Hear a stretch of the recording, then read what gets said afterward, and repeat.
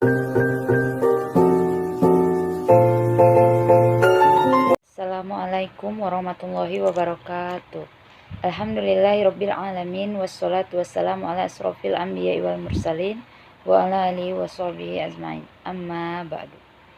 Pertama-tama marilah kita panjatkan puja dan puji syukur kita atas kehadirat Allah Subhanahu wa taala yang telah melimpahkan rahmat, taufik hidayah dan inayahnya kepada kita semua. Salawat serta salam tak lupa juga kita limpahkan kepada junjungan kita Nabi besar Muhammad SAW, pada keluarga dan para sahabat beliau serta semua pengikut ajaran-ajaran beliau. Karena beliaulah kita mendapat petunjuk melalui ajaran-ajaran Islam, dan dengan demikian kita bisa membedakan mana perkara yang hak dan mana perkara yang batil. Hadirin yang saya hormati, di sini saya akan menyampaikan ceramah saya yang bertemakan yaitu malam nuzul Quran. Nah, adapun malam nuzul Quran itu adalah salah satu malam istimewa di bulan Ramadan karena diyakini sebagai malam di mana turunnya Al-Quran. Nah, saat itu Nabi Muhammad berusia 40 tahun ketika beliau sedang berada di Gua Hira, yang dimana menerima wahyu pertamanya yaitu surah Al-Alaq ayat 1-5, dan ayat selanjutnya turun 3 tahun kemudian yakni surah An-Nasr. Malam nuzul Quran biasanya diperingati setiap tanggal 17 Ramadan. Wahyu dari Allah yang turun pertama kali kepada Nabi Muhammad SAW adalah surah Al-Alaq ayat 1-5. Nah, malam nuzul Quran menjadi malam yang lebih baik dibandingkan 1000 bulan. Malam nuzul Quran menjadi malam yang lebih baik dibandingkan 1000 bulan sesuai firman Allah Subhanahu wa taala dalam Quran surah Al-Qadar ayat 3 yang berbunyi, A'udzubillahi minasyaitonirrajim. Bismillahirrahmanirrahim. Bismillahirrahmanirrahim. Lailatul Qadri khairum min alfi syahri, yang artinya malam kemuliaan itu lebih baik daripada 1000 bulan. Malam ini juga penuh dengan keberkahan lantaran terjadi pada satu dari 10 malam terakhir di bulan Ramadan.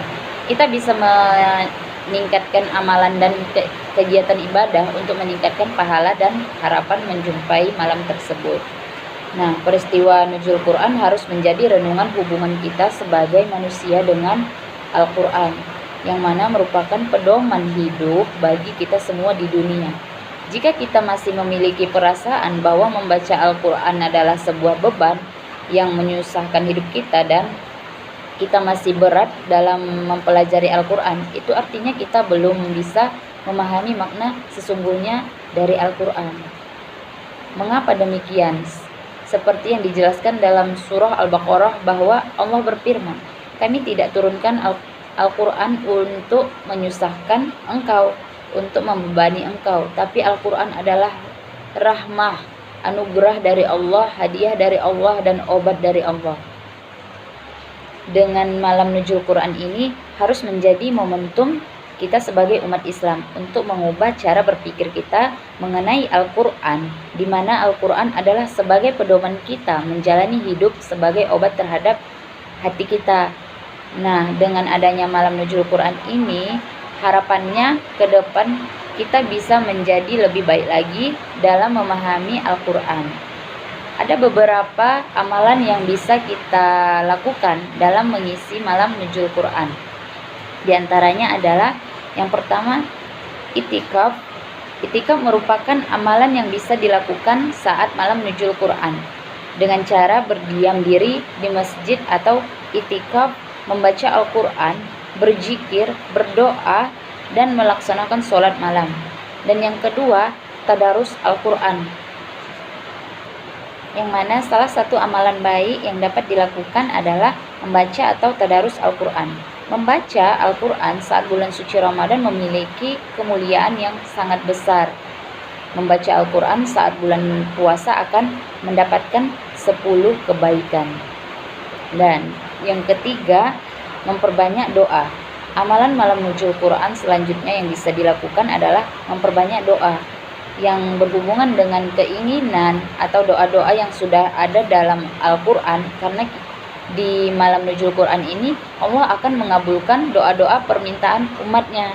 Dan yang keempat itu memperbanyak sholat malam. Memperbanyak sholat malam seperti sholat tahajud merupakan salah satu amalan malam nuzul Quran. Sebelum melakukan sholat malam, umat muslim dianjurkan untuk tidur terlebih dahulu setelah sholat tarawih di masjid. Kemudian menjelang sahur atau tengah malam bangun kembali untuk menunaikan sholat malam. Dan yang terakhir yaitu zikir.